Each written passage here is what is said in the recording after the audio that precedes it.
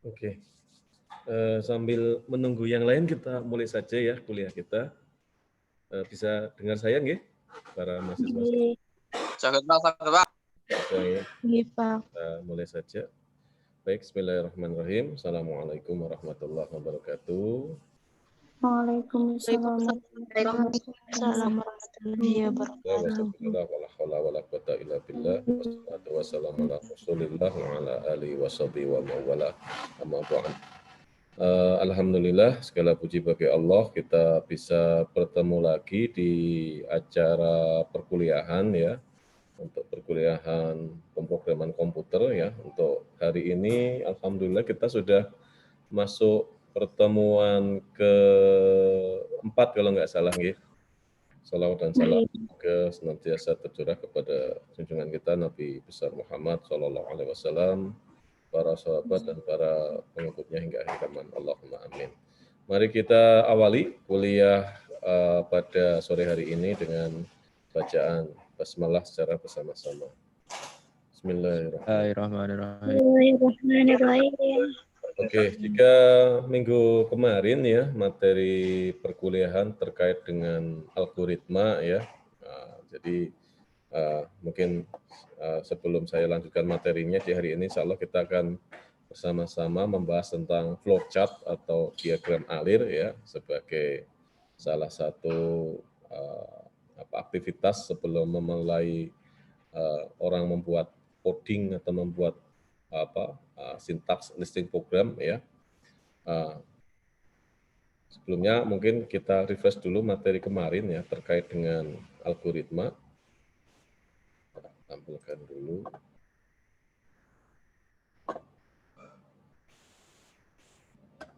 Oke, sebelum kita ke flowchart, jadi kemarin kita sudah membahas tentang algoritma.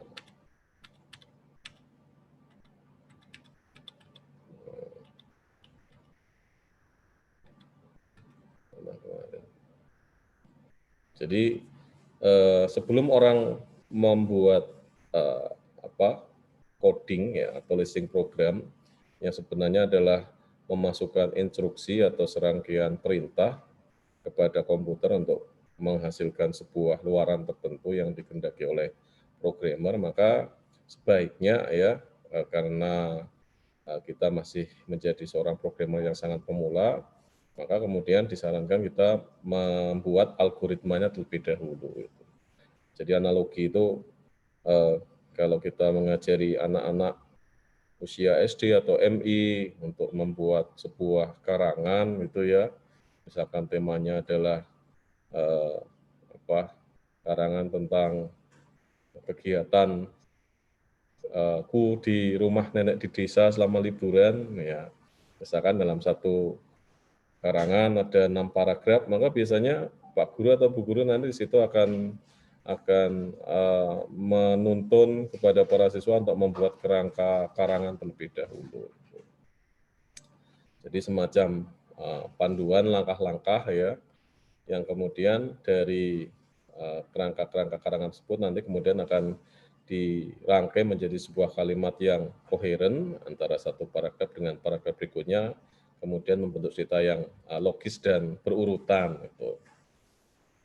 Jadi algoritma kemarin adalah dapat didirikan sebagai urut-urutan dari instruksi atau langkah-langkah untuk menyelesaikan suatu masalah tertentu. Jadi langkah-langkahnya itu harus logis, ya, kemudian berurutan atau sekuensial, dan tidak boleh melompat dari satu instruksi ke instruksi berikutnya. Jadi antara instruksi ke satu dengan kedua, kedua dengan ketiga, dan sebagainya itu saling terkait. Sebab kalau tidak terkait nanti kemudian akan menghasilkan output yang tidak sesuai dengan kehendak dari si programmer.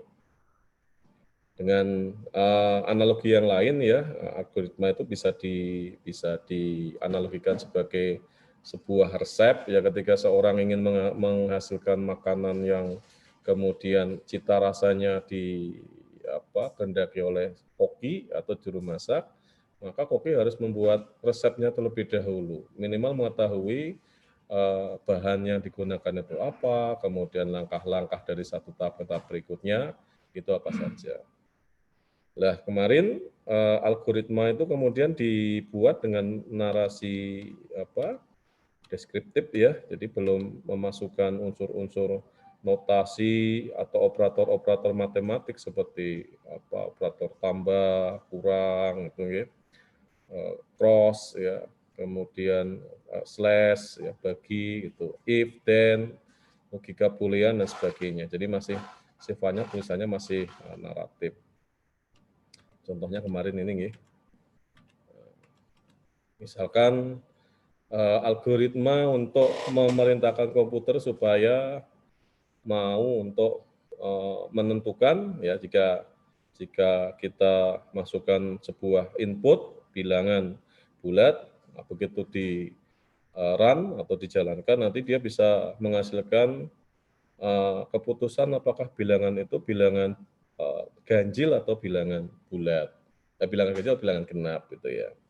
Jadi algoritmanya biasanya terdiri dari 3 elemen. Ya, elemen pertama adalah input atau masukan.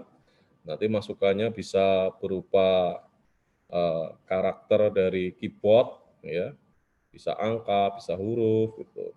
Kemudian juga bisa dari stimulus-stimulus seperti dari barcode reader, ya, kemudian dari magnetic reader dan sebagainya.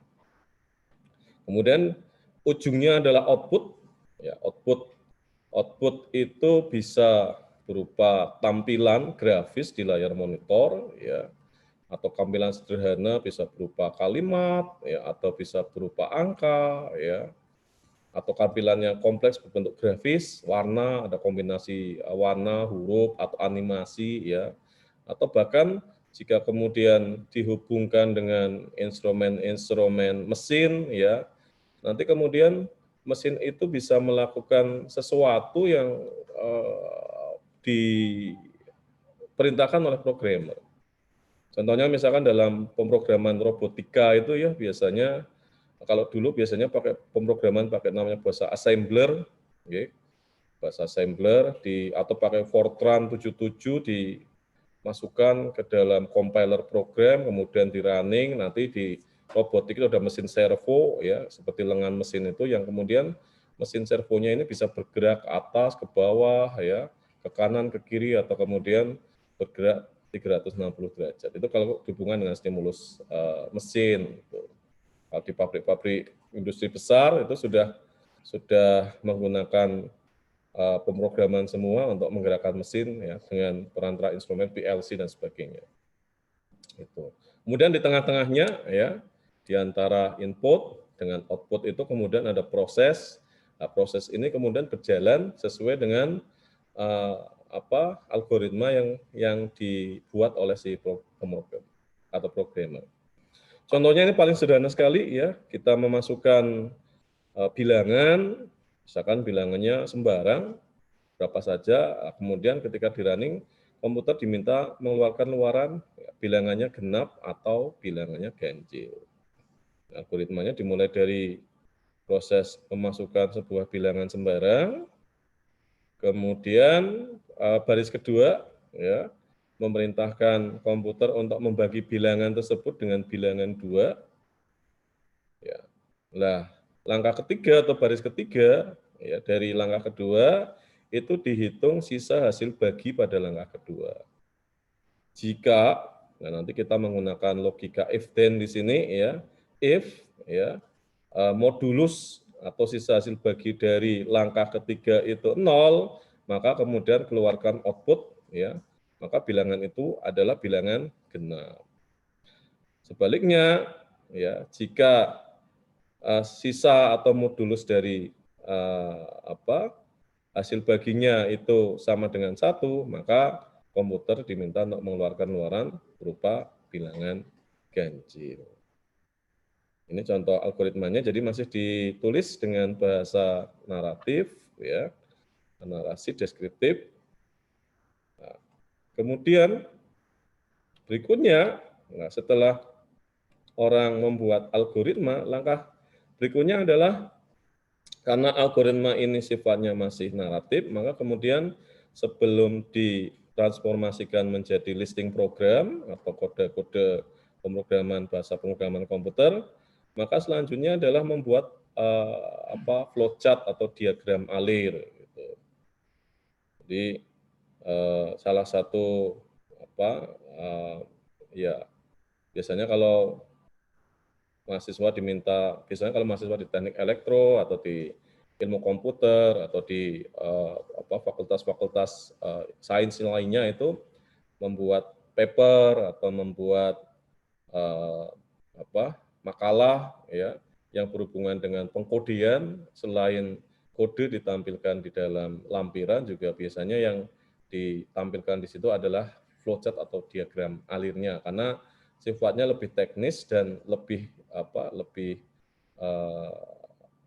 terkait dengan sintak pemrograman.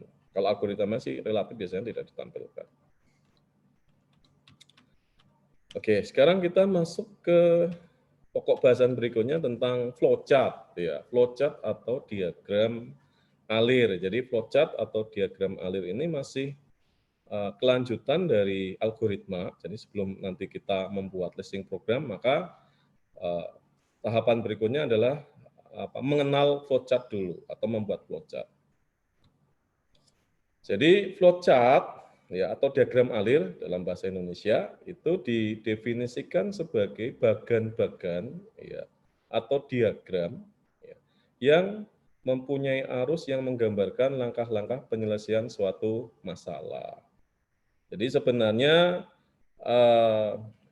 diagram alir atau flowchart ini adalah transformasi teknis dari algoritma. Jadi kalau algoritma itu digambarkan secara naratif kualitatif, ya. Nah, kalau diagram alir itu digambarkan dalam bentuk skematik.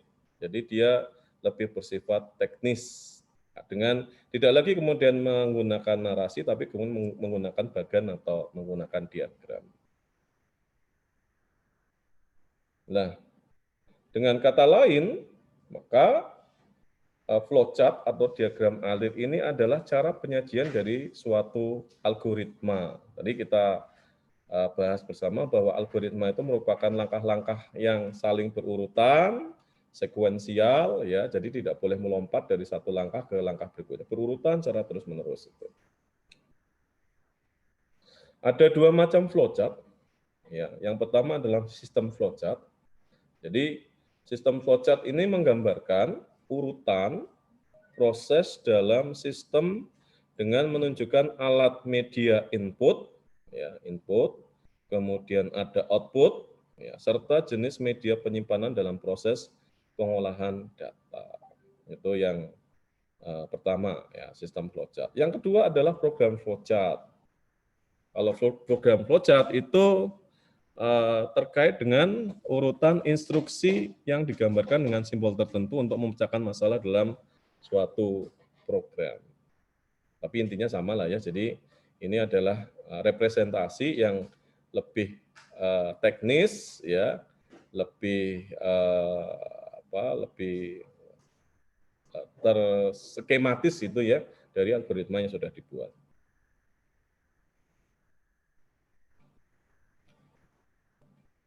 Jadi flowchart ini nanti akan bentuknya berupa diagram yang mempunyai aliran satu atau dua arah secara sekuensial. Umumnya satu arah kalau dia itu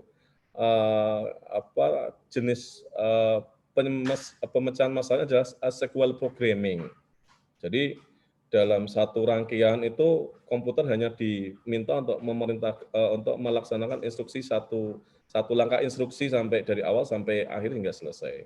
Tapi juga mungkin ya dalam berbagai kasus pemrograman si programmer meminta ya agar komputer itu bersama-sama untuk melaksanakan beberapa aktivitas secara bersama. Ini kemudian kita kenal sebagai parallel processing ya atau proses pemrograman secara paralel simultan.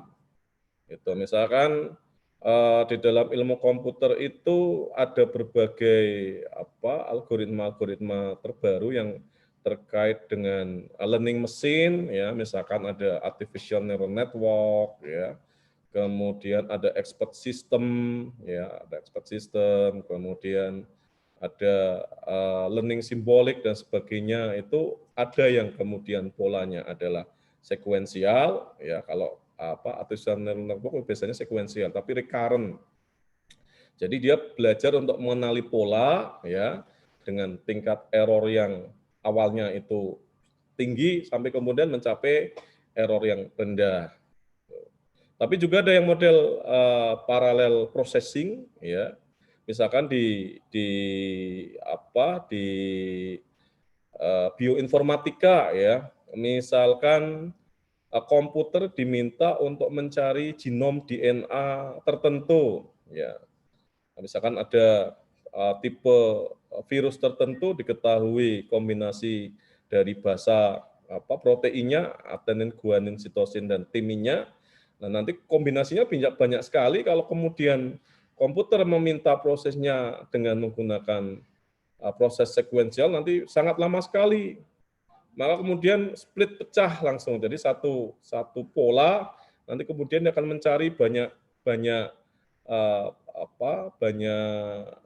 output yang kemudian cocok dengan pola yang dimasukkan. Ini biasanya dengan menggunakan parallel processing. Ya, kalau parallel processing biasanya kemudian diagram flowchart-nya dia lebih dari satu urutan, lebih dari satu arah.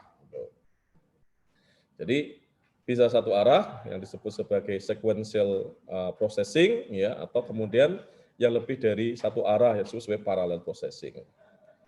Lah, kegunaannya apa itu? Kegunaannya yang pertama adalah untuk mendesain program supaya kemudian, ya, biasanya kalau kemudian, ya, kalau kita mendesain program sederhana paling baris codingnya hanya 3, 4, 10, 20 gitu.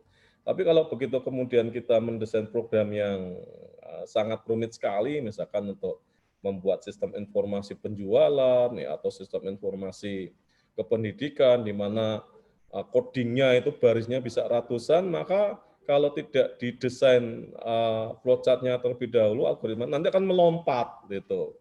Pola pikirnya melompat. Nah, semakin, karena ya bagaimanapun meskipun nanti yang mengerjakan adalah komputer, ya, ide dari coding atau program itu tetap berasal dari program. Maka kemudian harus dibuat map-nya, dibuat petanya, dibuat konsepnya. Nah, konsep ini ada di algoritma dan diterjemahkan ke dalam flowchart. Kemudian yang kedua, ya, adalah untuk merepresentasikan program. Sebagai contoh ini misalkan kasus yang tadi, ya, kasus yang sederhana sekali, misalkan memerintahkan komputer untuk menentukan bilangan yang dimasukkan itu bulat atau ganjil atau genap, ya. Kalau kita misalkan memasukkan, coba tolong ditebak, ya, angka 20 itu genap atau ganjil, lah, kita ya jelas tahu itu genap itu. Nah, tapi kalau komputer kan dia harus dikasih instruksi lebih dahulu sehingga nanti akhirnya output-nya bisa menentukan dia ganjil atau genap. Nah, di sini ada tahapan mana tadi? Ini nggih, ya. Nah, yang pertama masukkan bilangan sembarang, kemudian langkah berikutnya adalah dibagi 2, ya.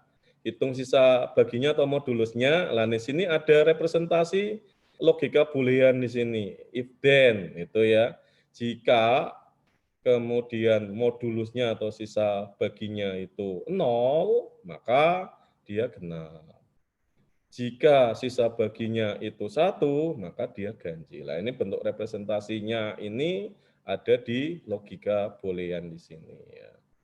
Jika 0 itu genap, sisanya jika modulusnya 0 genap, kemudian jika modulusnya 1 dia ganjil.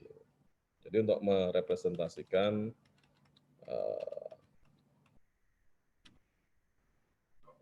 program. Lah, karena hendak merepresentasikan program, maka flowchart itu harus dapat merepresentasikan komponen-komponen dalam bahasa pemrograman. Nanti ada komponen-komponen bahasa pemrograman itu banyak, ya. Di antaranya nanti ada logika boolean, ya, if then, ya. Tapi juga nanti ada percabangan lain if bla bla bla, ya. else if, ya, else if lagi, terus akhirnya then dan seterusnya. Kemudian misalkan selesai, ya nanti biasanya kemudian ditutup dengan selesai. Kemudian berikutnya adalah kegunaan dari flowchart ini karena dia menjadi skema ya dalam pembuatan program, maka ketika orang membuat algoritma dan kemudian direpresentasikan dalam bentuk flowchart, maka si programmer akan lebih mudah dalam menentukan alur logika programnya. Gitu. Ya, alur programnya itu kemudian akan tersusun ya secara sistematis, manakala kemudian si programmer itu membuat flowchartnya terlebih dahulu. Analoginya sama seperti tadi ya, melatih anak-anak membuat karangan itu akan lebih mudah untuk menata kalimat ya, ketika mengajari anak-anak membuat karangan dengan membuat kerangka-karangannya terlebih dahulu dibandingkan dengan menulis bebas langsung tanpa kerangka karangannya. Kemudian setelah selesai pembuatan program, ya apalagi kalau kita pemula, ya biasanya ketika orang membuat program itu nanti mesti error belakangnya, ya error. Ya kalau hanya 2 baris, 10 baris, 20 baris, kalau ratusan baris, manakala kemudian nanti tidak ada diagram alurnya, nanti kita akan kesulitan untuk metani ya pada bagian mana kemudian ada kesalahan dalam codingannya. Kemudian karena flowchart ini ya terkait dengan skema urut-urutan instruksi ya, maka ada simbol-simbol yang mesti dikenal dalam pembuatan flowchart. Yang pertama adalah yang disebut sebagai flow direction symbol atau simbol penghubung alur. Biasanya karena umumnya itu menggunakan model sequential programming atau pemrograman berurutan, ya simbol penghubung alurnya menggunakan panah tegas ya. Panah tegas itu di bagian pangkalnya biasanya tapak ya, kemudian di bagian ujungnya nanti menggunakan panah yang ujungnya lancip. Garisnya garis tegas, bukan garis putus-putus. Kemudian ada simbol-simbol proses, ya, processing simbol, ya. Nanti ada berbagai macam jenis simbolnya. Nah, kemudian ada input/output simbol. Jadi simbol input, ya, pertama kali program itu berpangkal, ya, sampai dengan output atau akhir atau ending dari program yang kemudian diharapkan oleh si programmer.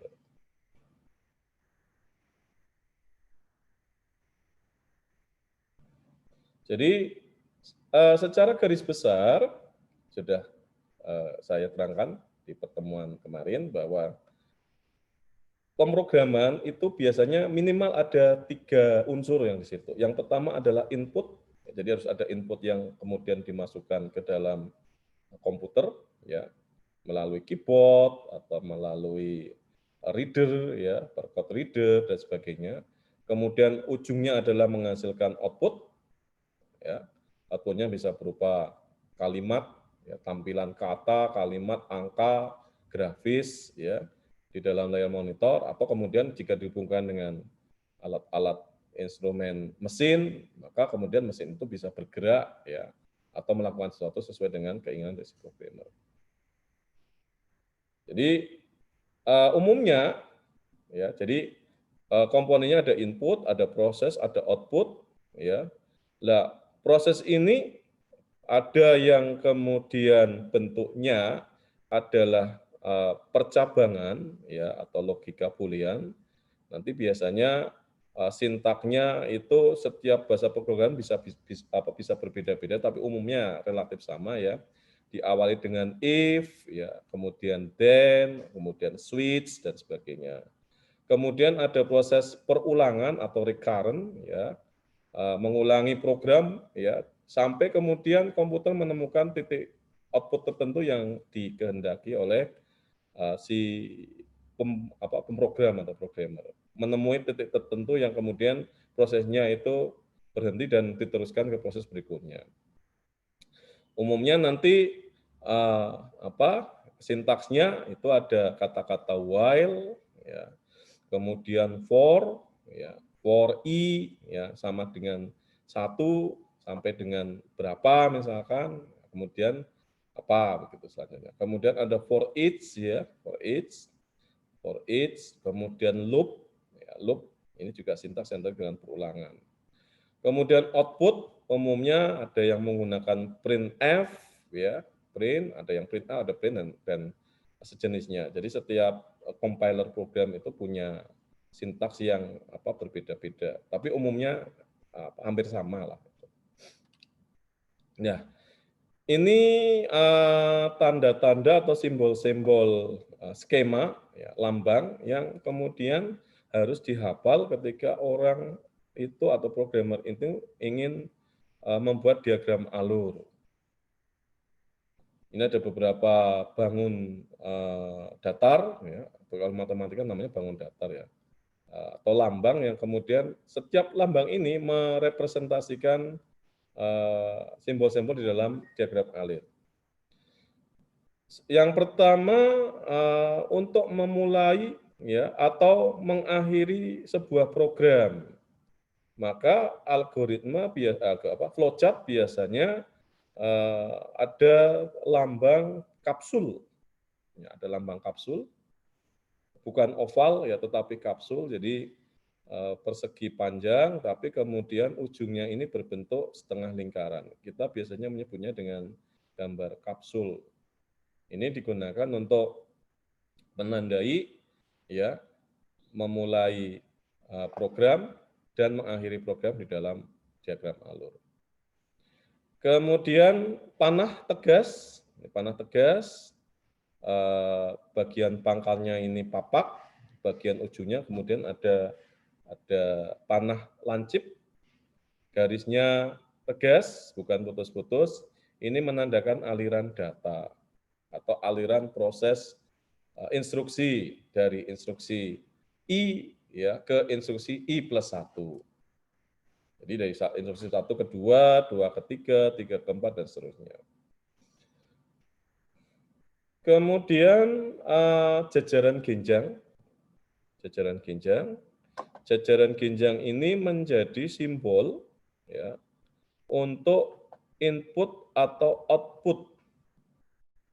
Jadi kalau ada input, ya, misalkan memasukkan bilangan sembarang, ya, jadi nanti meminta programmer untuk mengetikkan entah itu karakter huruf atau angka dari keyboard, ya, atau men-scan barcode atau QR code, ya, itu nanti menggunakan simbol jajaran genjang. Begitu juga di outputnya. Kalau kemudian outputnya menghendaki sebuah luaran tertentu, ya, misalkan hasil perhitungan, atau bisa berupa hasil pencarian data, atau mengeluarkan grafis, ya, ini juga menggunakan simbol jajaran genjang. Kemudian persegi panjang. Persegi panjang ini digunakan untuk menggambarkan proses dalam pemrograman diagram alur.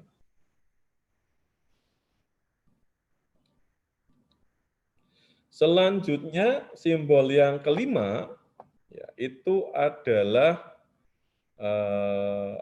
belah ketupat, ya. Belah ketupat ini menandai skema untuk percabangan atau untuk boolean logika boolean, ya. Percabangan biasanya jika ditemukan sebuah kondisi tertentu hasilnya ya, maka kemudian diteruskan ke berikut. Jika tidak, nanti balik lagi ke berikutnya. Ini menggunakan percabangan.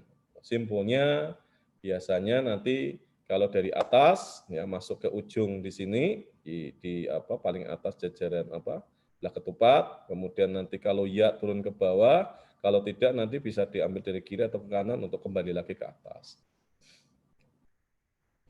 Kemudian berikutnya adalah segi berapa ini? 1, 2, 3, 1, 2, 3, 4, 5, segi 6 ya, segi 6 atau heksagonal. Heksagonalnya umumnya heksagonal apa istilahnya ini? Sama sisi atau sama apa ya? Jadi apa? Tidak simetris. Jadi apa? Antara sisi yang ini yang miring ya dengan yang horizontal ini panjangnya tidak sama. Ini digunakan untuk pemberian nilai awal suatu variabel atau preparation. Ya, misalkan hitunglah sebuah bilangan prima.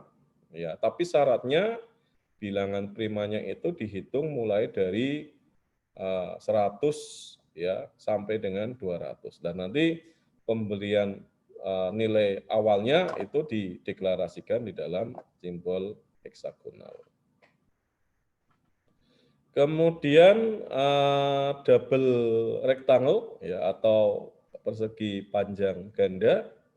Persegi panjang ganda ini digunakan untuk memanggil prosedur ya atau fungsi tertentu di dalam listing program. Misalkan ada subrutin tertentu yang kemudian sudah didefinisikan terlebih dahulu. Misalkan kita membuat sebuah bahasa programan yang sangat panjang sekali, ya.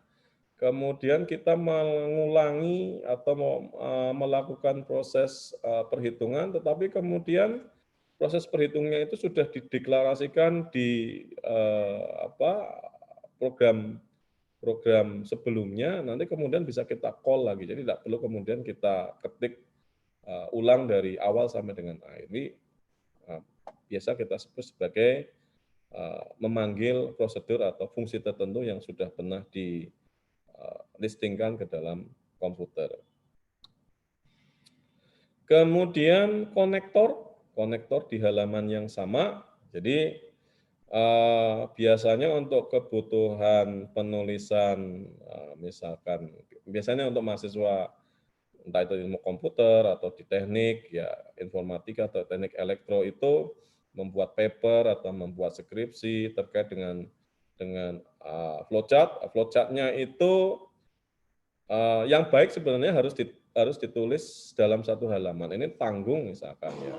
Kalau mau ditulis 2 halaman, kemudian kok yang halaman kedua hanya setengah halaman, maka kemudian bisa dibelokkan ke sebelah kanan. Nah ini konektornya pada halaman yang sama, yaitu dengan menggunakan lingkaran, kemudian di tengahnya ada A-nya. Kalau kemudian terpaksa algoritma dan flowchart-nya sangat panjang, kemudian harus ganti baris, ya, konektivitas atau ketersambungan ya dari halaman sebelumnya ke halaman berikutnya ini menggunakan simbol pentagonal atau segi 5 ya, di mana yang bawah ini yang menggunakan garis yang miring. Sementara yang sisi vertikal ya, dan sisi horizontal ini menggunakan garis yang lurus. Kemudian berikutnya adalah sequence proses atau proses-proses yang kemudian berurutan dari satu proses ke proses berikutnya. Tapi sama tadi untuk sequence, kalau hanya prosesnya ya, kalau hanya satu proses ini menggunakan satu simbol persegi panjang, tapi kalau kemudian sequence proses, di mana prosesnya itu ada 2, 3, 4 proses yang kemudian saling berurutan, ya, dan satu proses dengan proses berikutnya itu tidak identik atau prosesnya itu sangat berbeda sekali, ya, maka kemudian menggunakan simbol 2 atau lebih persegi panjang yang kemudian dihubungkan menggunakan tanda panah.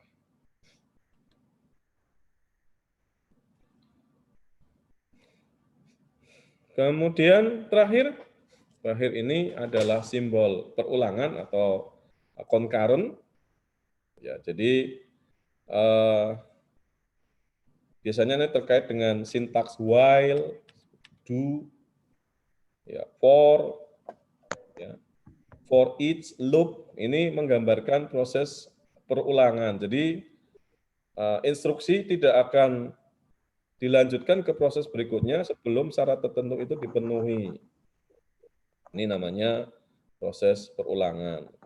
Nah, untuk menggambarkan proses perulangan, maka kemudian menggunakan skema seperti ini, ya, diawali dengan panah panjang dari atas ke bawah, kemudian ada heksagonal sebagai syarat awal, kemudian berikutnya ini sini ada bagian yang diulang, ya, sampai memenuhi syarat tertentu, ya. Ada pencacah, ya, biasanya pencacahnya sampai hitungannya sampai berapa dari for i, ya, i-nya 1 sampai sekian, itu kemudian nanti dilanjutkan ke proses berikutnya. Selama syarat tertentu ini atau pencacah ini belum dipenuhi, maka kemudian tidak bisa dilanjutkan ke proses berikutnya. Ini disebut sebagai proses perulangan.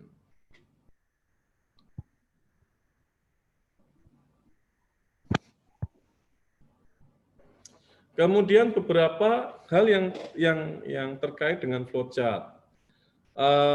Tidak ada kaidah yang baku. Dalam arti begini, kalau simbol-simbolnya baku, ya, simbol-simbolnya baku, akan tetapi setiap programmer itu memiliki pola pikir berbeda-beda dalam hal untuk penyelesaian masalah tertentu.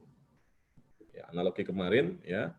Kalau kita ingin ke alun-alun Purwokerto kan setiap orang punya rute yang beda-beda, misalnya dari kampus ke kiri langsung lurus sampai alun-alun, ada yang kemudian ke kiri dulu balik kanan, ya nanti lewat balik ke Mambang, terus nanti sampai alun. Ada yang kemudian belok kiri sampai Geriati belok kiri lagi dan sebagainya. Jadi setiap orang atau setiap programmer itu akan memiliki mind mapping atau pola pikir yang berbeda-beda dalam penyelesaian masalah tertentu atau dalam pembuatan program tertentu. Nah, tidak bakunya itu di sini itu terkait dengan pola pikir dari masing-masing si programmer. Tetapi kemarin ketika kita membahas tentang algoritma dan flowchart yang baik itu adalah algoritma yang efisien.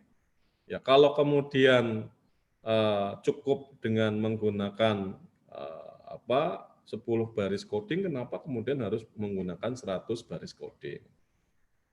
Kalau kemudian flowchart-nya cukup menggunakan 10 simbol, ya, dari mulai awal sampai dengan akhir, di tengah-tengahnya ada input, ada proses, kemudian ada kalau misalkan ada perulangan, ya misalkan cukup hanya 10 simbol, kenapa harus menggunakan 50 simbol? Tapi so far, ya, sejauh kemudian output-nya ya betul sih sebenarnya tidak masalah gitu kalau kemudian membuat algoritma serta flowchart yang sedikit panjang. Kemudian flowchart dapat bervariasi antara satu pemrogram dengan program yang lain, sama tadi nih, tidak ada kaidah yang baku. Lah karena semakin efisien flowchart dan algoritma itu akan semakin baik, maka hindari proses pengulangan yang tidak perlu dan logika yang berbelit sehingga jalannya proses itu menjadi relatif singkat. Gitu.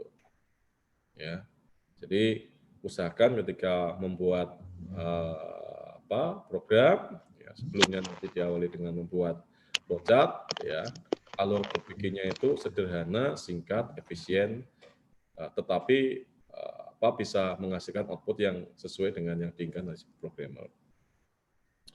Kemudian jalannya proses digambarkan dari atas ke bawah, ya, dari atas ke bawah, bukan dari kiri ke kanan atau dari kanan ke kiri, tapi dari atas ke bawah. Jadi prosedur bakunya dari atas ke bawah untuk menggambarkan proses dari mulai awal sampai dengan akhir.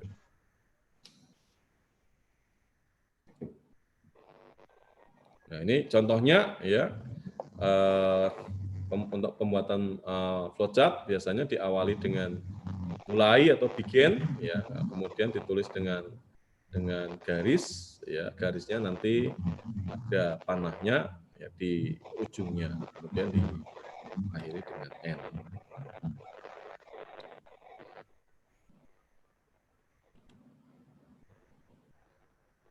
Nah, ini sini, ya, ada begin, ya, mulai program, simbolnya adalah kapsul, kemudian berikutnya ini gambarnya keliru ya, harusnya ada panahnya.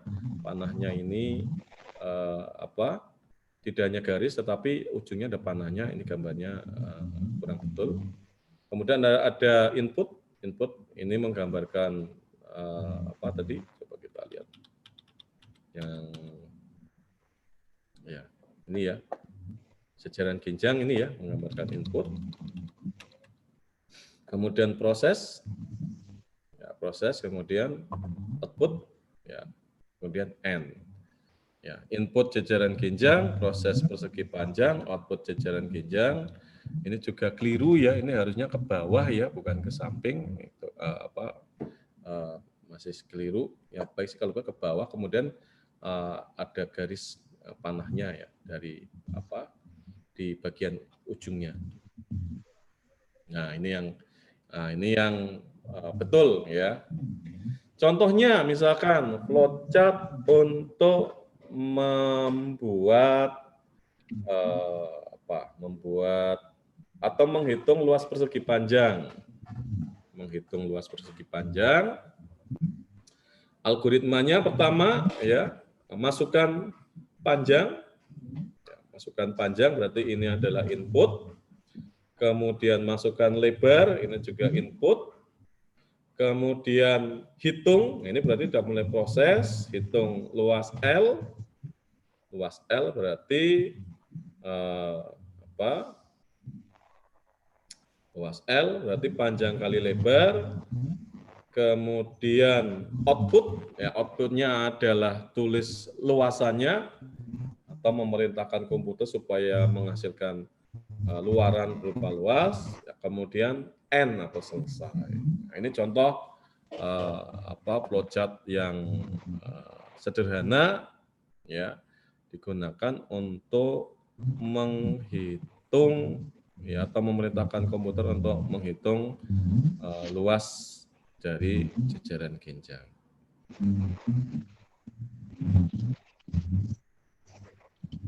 Nah, yang ini adalah flowchart ya, flowchart untuk menentukan bilangan ganjil antara 1 sampai dengan 100.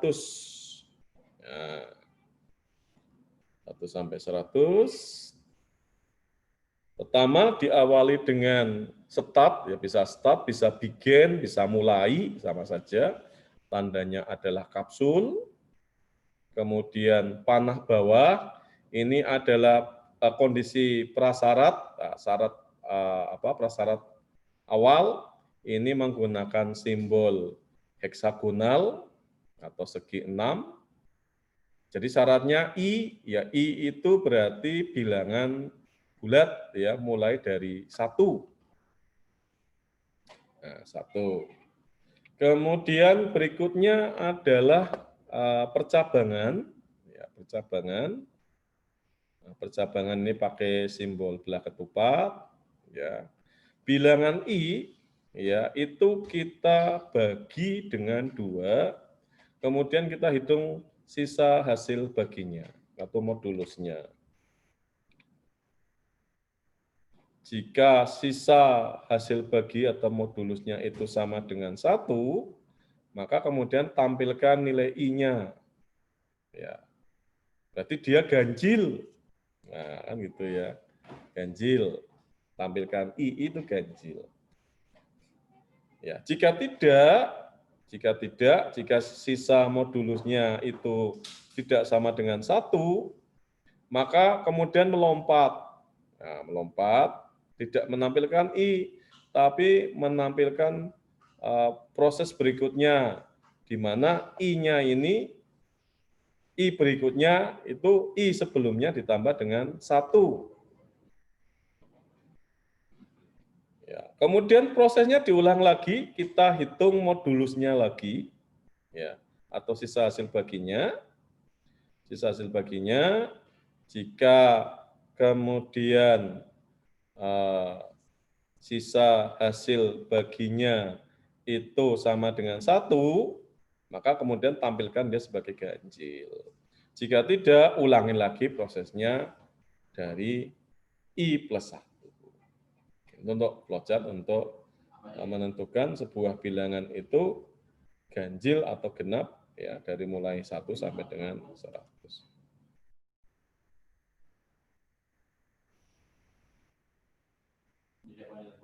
Kemudian yang sebelah kiri ini sangat sederhana sekali ya.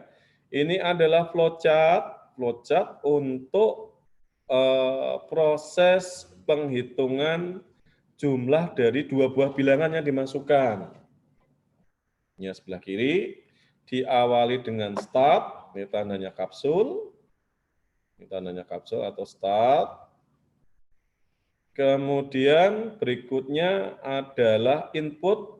Input itu bentuknya adalah jajaran genjang. Ini masukkan A dan B.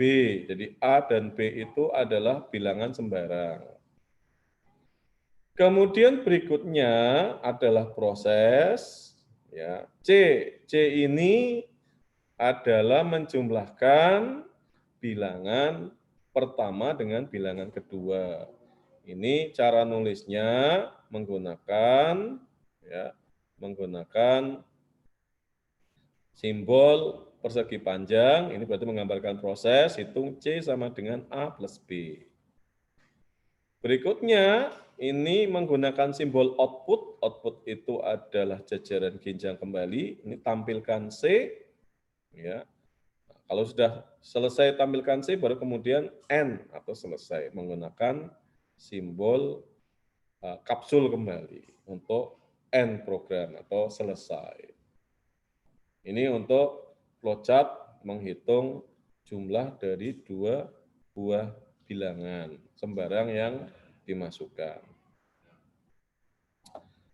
Kemudian yang sebelah kanan ini adalah flowchart dari algoritma untuk menentukan apakah sebuah bilangan itu ganjil atau genap. Nah, ini algoritmanya tadi. Ya. Masukkan bilangan pertama. Bukan ya. Salah. Nah, ini ya. Algoritma 3. Masukkan sebuah bilangan sembarang, bagi bilangan tersebut dengan bilangan 2. Kemudian hitung sisa hasil baginya ya. Bila sisa hasil baginya 0, maka dia bilangannya adalah bilangan genap. Kalau kemudian sisa hasil baginya adalah 1, maka kemudian dia adalah bilangan ganjil. Ini kalau algoritma. Kalau kemudian diterjemahkan dalam bentuk flowchart atau diagram alirnya, maka bentuknya yang ada di sebelah kanan. Nah, diawali dengan start atau mulai, atau start boleh, mulai boleh, bikin juga boleh. Ya. Kalau kita pakai bahasa Indonesia pakai mulai, simbolnya pakai kapsul, kemudian panah ke bawah, input, ya, input masukkan A itu adalah bilangan sembarang, ya, bilangan sembarang. Kemudian berikutnya adalah proses. Proses ini simbolnya adalah persegi panjang. Persegi panjang dilakukan proses dibagi bilangan A dengan 2. Jadi bilangan A yang sudah dimasukkan di input tadi dibagi dengan 2. Berikutnya adalah kita temukan percabangan ya, dengan tanda belah ketupat. Ya. Apakah sisa hasil baginya 0? Nah, jika ya, maka ganjil. Jika tidak, maka jika ya dia genap, jika tidak maka dia ganjil. Itu ya. Nah, ini outputnya ya berbentuk statement ya, bilangannya genap atau bilangan ganjil. Ini menggunakan simbol jajaran genjang, baik yang genap maupun yang ganjil. Kemudian nanti terakhir ditutup dengan N ya, atau selesai. Nah, ini yang relatif rumit ya. Nah, ini lebih rumit lagi. Nah, selesai. Kira-kira itu saja barangkali sebelum diakhiri barangkali ada yang ingin bertanya para mahasiswa. tentang materi flowchart yang sudah disampaikan tadi, silakan.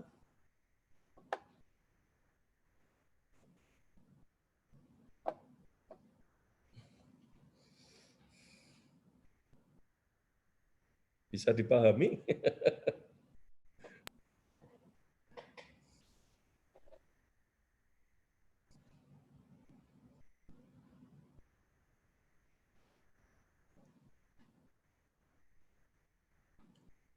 Oke, atau mungkin saya beri contoh satu lagi ya. Oke, sekarang misalkan kasus baru lah ya.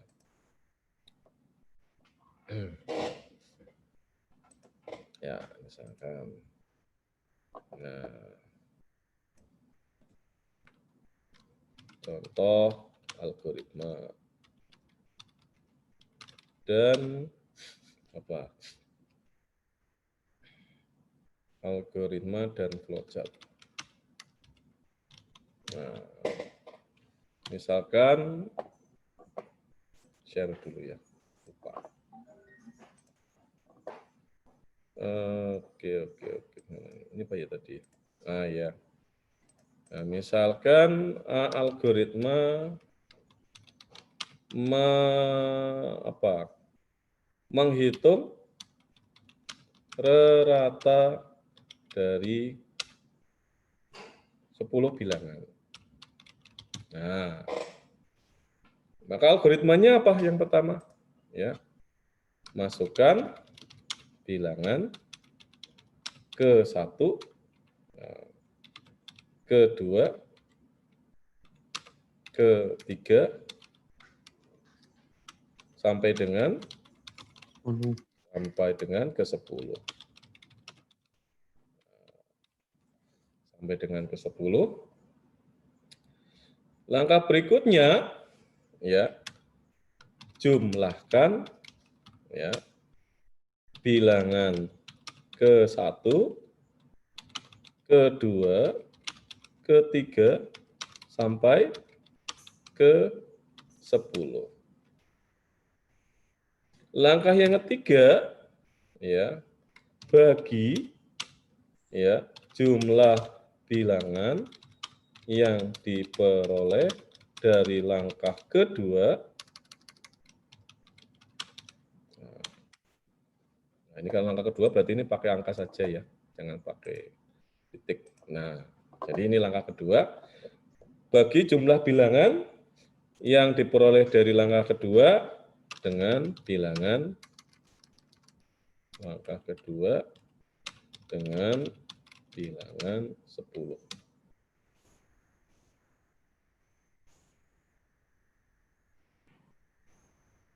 Nah, terus yang keempat, nah, tulis ya hasil atau nilai rata yang diperoleh dari langkah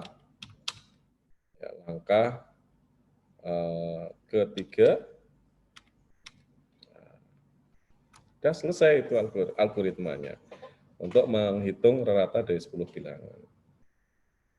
Lah, dari algoritma ini masih sifatnya masih deskriptif, naratif, ya. Lah kita ubah ke ke flowchart, ya. Maka caranya, nah berikutnya adalah membuat flowchart-nya,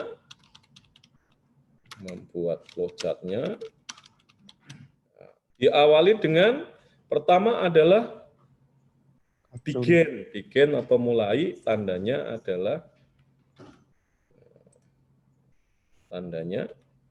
adalah menggunakan mana ini ya, bentuknya itu bikin tadi pakai kapsul. Nah, ini polos saja. Nah, ini ya. Nah, ini kita ketik di sini, ya, mulai. Nah,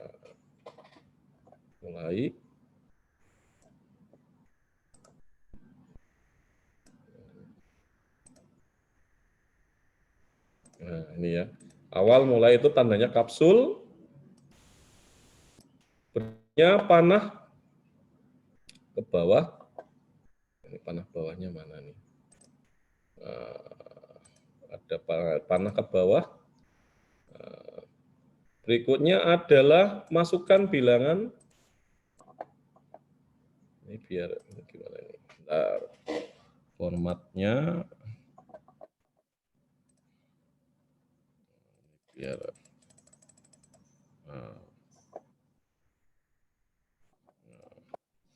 panah ke bawah. Berikutnya adalah memasukkan inputnya. Inputnya kita menggunakan tanda jajaran genjang. Kita masukkan, sisipkan, ya. Bentuknya adalah menggunakan jajaran genjang. Ini jajaran genjangnya ada nggak? Jajaran genjangnya mana ini? Bentar, jajaran genjang. Jajaran genjang. Ah, ini nggih. Ini gini nggih. Nah, ini. Nanti kita isi. Ini.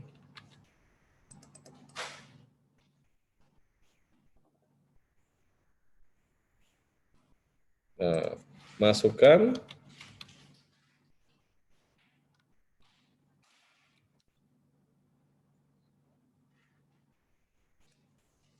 Nah, masukkan.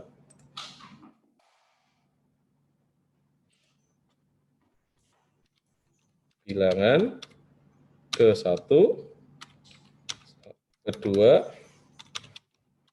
sampai dengan bla bla bla ke 10. Nah, itu input. Masih input, ya. Ini berikutnya adalah jumlahkan. Kalau jumlahkan berarti sudah proses. Kita masukkan panah dulu, beri panah. Nah, berikutnya adalah proses. Kalau proses maka gambarnya kita menggunakan persegi panjang. Nah, persegi panjang. Nah, ini ya. Itu persegi panjang. Nah, ini perintahnya sesuai dengan flowchart-nya. Jumlahkan bilangan 1 sampai dengan ke 10.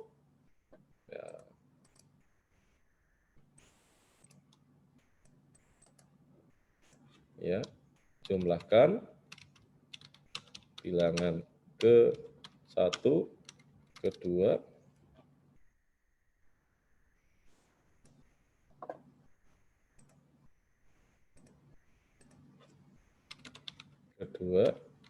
sampai dengan ke 10. Berikutnya lagi masih proses. Masih proses. Ini masih proses. Sekarang bagi dengan 10. Nah, terakhir ini biar saya taruh sini aja. Nih. Terakhir ini adalah output. Output itu kita menggunakan simbol apa tadi? Jajaran genjang. Nah, jajaran genjang. Nah, jadi tulis ya bisa di sini ya. Tulis rata. Tulis rata. Ini ya.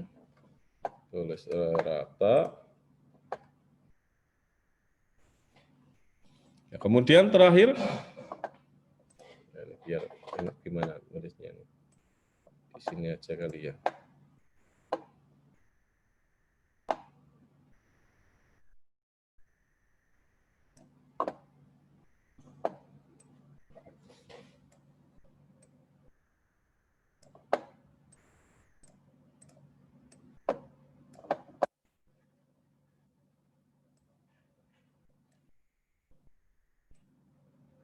Nah, terus terakhir adalah N. N tadi kita menggunakan kapsul. Ini menggunakan mana kapsul. Sisipkan gambar. Ya. Kapsul. Kita tulis dengan N. N atau bisa N, bisa selesai. Gitu. Kalau kita mulai ini pakai bahasa Indonesia, menggunakan selesai.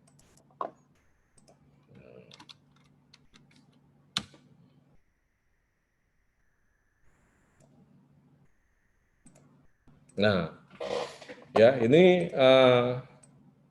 flowchart-nya. Nah, ini algoritmanya. Tempel aja di sini. Nah, ini kira-kira seperti ini. Nah, gitu. Oke, ada yang ditanyakan barangkali apakah bisa dipahami penjelasan dari saya? Kayaknya kok diem aja. Any question? Kok ambleng baik kayaknya kuliahnya. Bisa dengar saya nggih para mahasiswa sekalian? Sakit, Pak. Nah, bisa ya. Ada pertanyaan? Bisa, Pak. Ada pertanyaan? Bisa dipahami nggih? Lumayan, Pak. Lumayan bisa paham apa lumayan? Sedikit, Pak. Dalam proses pemahaman, Pak. Lumayan bingung, Pak. Masih, oh ya. Insya Allah. Lumayan. Insya Allah. Tapi paham ya logika berpikirnya ya. Jadi flowchart atau diagram alir tadi adalah representasi skematik dari algoritma. Jadi sebelum orang membuat coding atau membuat listing program, maka dia harus membuat algoritmanya terlebih dahulu ya. Karena algoritmanya itu bersifat naratif deskriptif, karena ini termasuk rumpunnya adalah rumpun ilmu komputer, ilmu sains tuh orang sains, orang teknik nggak seneng sing deskriptif naratif geledah-geledah nggak karuan itu orang nggak seneng. Kemudian dibuat narasi yang lebih skematik. Nah, kemudian terjemahan dari algoritma yang disusun secara naratif deskriptif ini jadilah kemudian yang disebut sebagai flowchart tadi. Jadi antara flowchart dengan algoritma ya sama. Kalau algoritma representasinya menggunakan narasi, kalau flowchart menggunakan skema. Begitu kira-kira. Oke, mungkin cukup dulu ya untuk kuliahnya karena sudah jam 5:10. Atau ada pertanyaan lebih dahulu sebelum ditutup? Silakan. Barangkali ada yang ditanyakan. Any question? Ada pertanyaan? Nanti insya Allah minggu depan kita mulai ke coding ya. Jadi kita mengenal struktur dari bahasa basic ya. Jadi sebenarnya bahasa pemrograman sangat banyak sekali ya. Sekarang orang minatnya pakai pemrograman menggunakan PHP itu. Tapi sebelum ke PHP ya orang harus kenal yang dasar-dasar dahulu ya. Ya paling dasar ya pakai, kalau nggak pakai Pascal ya pakai basic. Cuman kalau antara Pascal dengan basic saya kalau lebih senang pakai basic karena relatif sintaksnya lebih sederhana itu.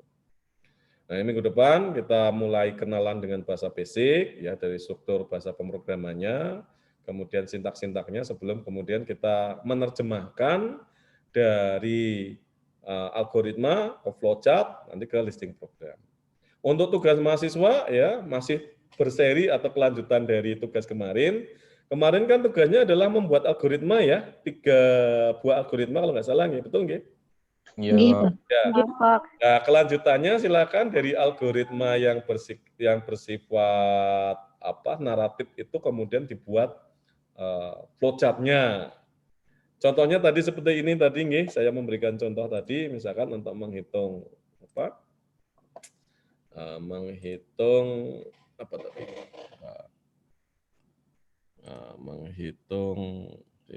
mana ya? Ini apa ya? Rata-rata. Ini ya, nilai rata ya. Ini ada algoritmanya, kemudian sebelah kiri ada flowchart-nya. Silakan dibuat. Nah, nanti seri berikutnya lagi. Nanti kita lanjutkan lagi dari algoritma flowchart, kemudian kita masuk ke listing programnya sampai dengan nanti kita praktekkan ya menggunakan compiler program.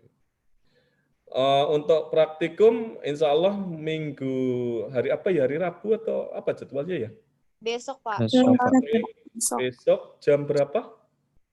Jam kedua, Pak.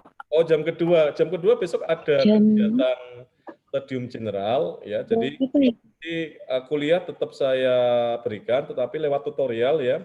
Saya tadi sudah membuat tutorial, nanti saya input ke PA Group aja mungkin ya. Dan nanti presensinya lewat ikhlas. Nah, nanti untuk praktikum besok ya, membuat aplikasi program sederhana menggunakan Visual Basic 2005. Sederhana sekali, membuat kalkulator sederhana ya. Memerintahkan komputer, jadi kita masukkannya hanya 2, masukkan bilangan pertama dan masukkan bilangan kedua. Ya, jadi inputnya 2 bilangan, kemudian prosesnya memerintahkan komputer untuk melakukan 4 operasi bilangan. 1 penjumlahan, 2 pengurangan, 3 perkalian, 4 pembagian. Jadi prosesnya 4, tapi satu-satu ya. Kemudian nanti meminta komputer untuk mengeluarkan outputnya. Jadi ada input, proses, output. Nah, nanti tutorialnya ada di ikhlas. Untuk hari ini, silakan nanti presensi juga lewat ikhlas. Materi saya akan saya upload ya di ikhlas, nanti untuk presensi bisa lewat ikhlas. Ada yang ditanyakan sebelum diakhiri barangkali para mahasiswa sekalian? Oke, sebelum saya akhiri, saya ambil screenshot-nya dulu ya, sebentar. Untuk laporan kegiatan perkuliahan. Oke.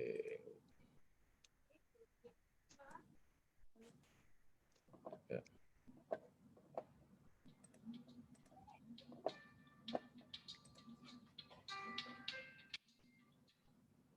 Oke, saya ambil dulu screenshot-nya.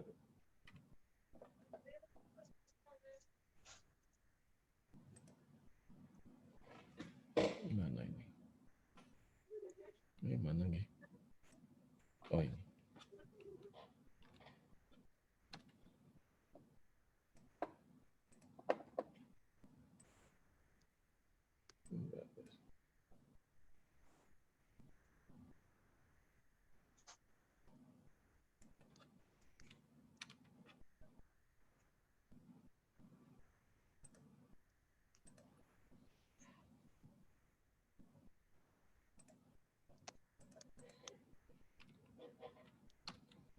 Bentar, satu lagi.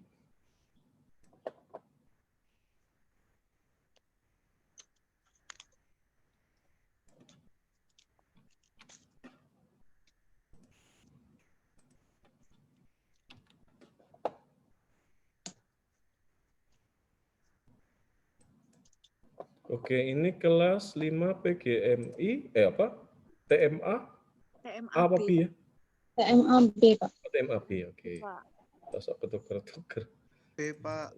Purwokerto, TMAB nih. Ini kuliah ke-4. Tanggal 19 Oktober. Oke.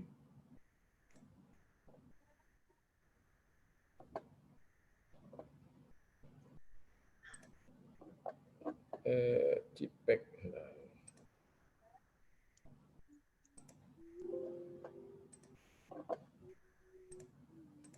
Oke, mungkin cukup sekian dulu untuk kuliah hari ini. Mudah-mudahan bermanfaat ya.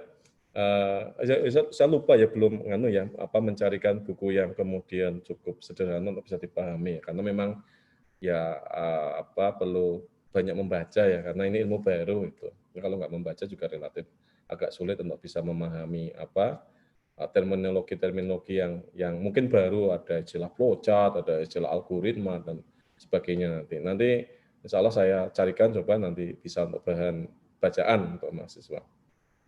Oke, mari kita akhiri kuliah pada sore hari ini dengan bersama-sama mengucapkan hamdalah. Alhamdulillahirrahmanirrahim. Terima kasih atas partisipasi mahasiswa yang meluangkan waktu ya untuk perkuliahan. Untuk besok kuliahnya lewat ikhlas, jadi semua mahasiswa dihimbau untuk mengikuti Studium General ya. Pembicaranya satu dari Pak Dirjen Pendis ya, yang satunya dari Direktorat Pendidikan Tinggi dari Kemendikbud. Nanti banyak informasi yang akan diberikan narasumber terkait dengan pola dan proses pembelajaran di pendidikan tinggi. Mari kita akhiri juga dengan membaca doa penutup majelis bersama-sama. Bismillahirrahmanirrahim.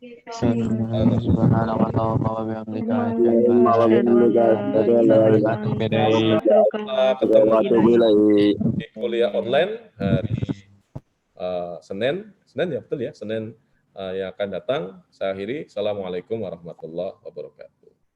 Waalaikumsalam warahmatullahi wabarakatuh. Ya, untuk materi sama Waalaikumsalam nanti warahmatullahi bisa langsung wabarakatuh. di ikhlas ya. Oke, mari semuanya. Baik. Terima kasih, Pak. Sama-sama. Terima kasih, Pak.